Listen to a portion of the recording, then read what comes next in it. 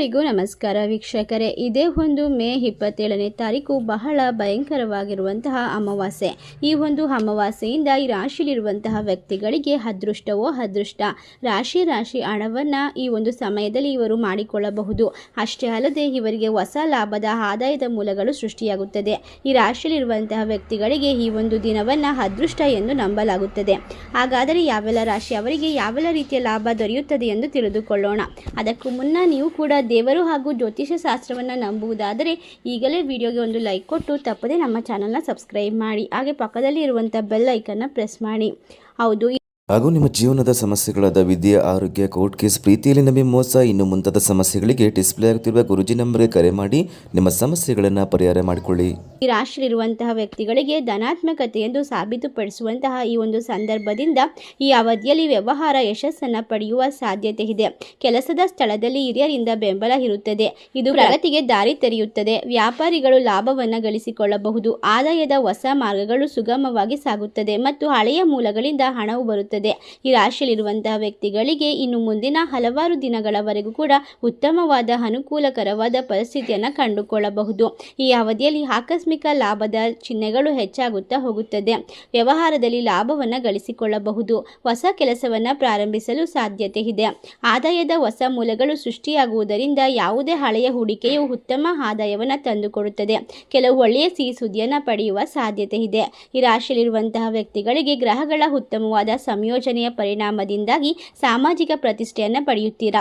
ಆರ್ಥಿಕ ಸ್ಥಿರತೆ ಇರುತ್ತದೆ. ಹಣದ ಒಳಹರಿವು ಹೆಚ್ಚಾಗಲಿದೆ. ಸಿಕ್ಕಿ ಹಾಕಿಕೊಂಡ ಹಣವನ್ನು ಹಿಂಪಡೆಯುವ ಸಾಧ್ಯತೆ ಇದೆ. ಕೆಲಸದ ಅಡೆತಡೆಗಳು ನಿವಾರಣೆಯಾಗುತ್ತವೆ.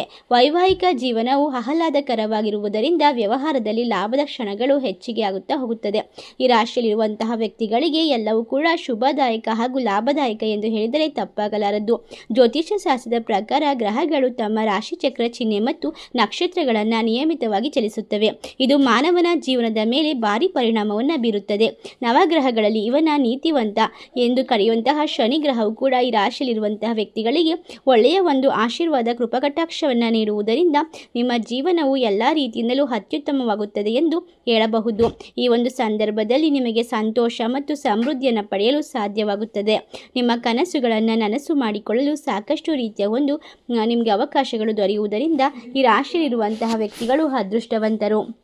ಅಷ್ಟೇ ಅಲ್ಲದೆ ಇವರಿಗೆ ಯಾವತ್ತೂ ಕೂಡ ಹಣದ ಒಂದು ಕಷ್ಟಗಳು ಬರುವುದಿಲ್ಲ. ಸಾಲದ ಸುಳಿಯಿಂದ ಇವರು ಹೊರಬರಲು ಈ ಒಂದು ಸಂದರ್ಭದಲ್ಲಿ ಸಾಧ್ಯವಾಗುತ್ತದೆ.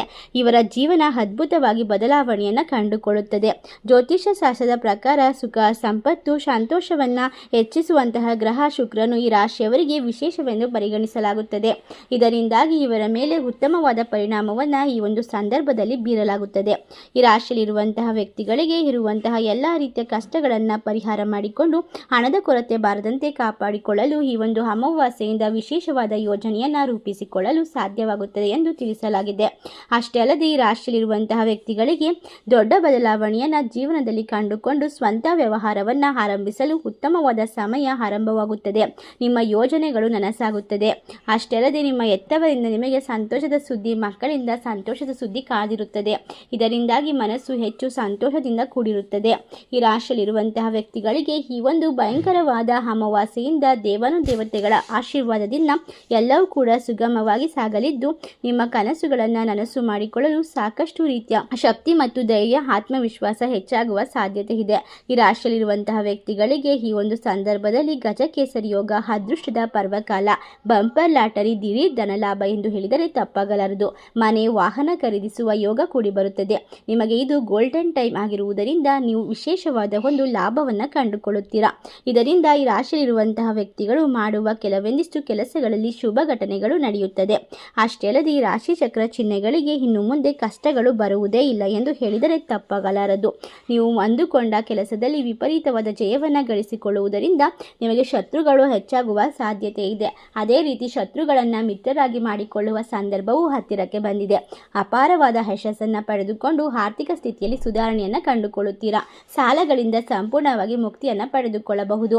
ಹಠಾತ್ ಆಗಿ ಆರ್ಥಿಕ ಲಾಭ ಉಂಟಾಗುವುದರಿಂದ ದೈಹಿಕ ಸಮಸ್ಯೆಗಳಿಂದ ಪರಿಹಾರ ದೊರೆಯುತ್ತದೆ.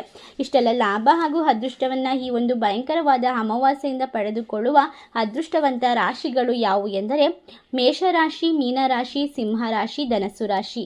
ಈ 4 ರಾಶಿಯಲ್ಲಿ ನಿಮ್ಮ ರಾಶಿ ಇದ್ದರೂ ಇಲ್ಲದಿದ್ದರೂ ಭಕ್ತಿಯಿಂದ ನಿಮ್ಮ ಇಷ್ಟ ದೇವರ ಹೆಸರನ್ನ ಕಮೆಂಟ್ ಮಾಡಿ, ವಿಡಿಯೋಗೆ ಒಂದು ಲೈಕ್ ಕೊಟ್ಟು ಎಲ್ಲ ಕಡೆ ಶೇರ್ ಮಾಡಿ. ಧನ್ಯವಾದಗಳು.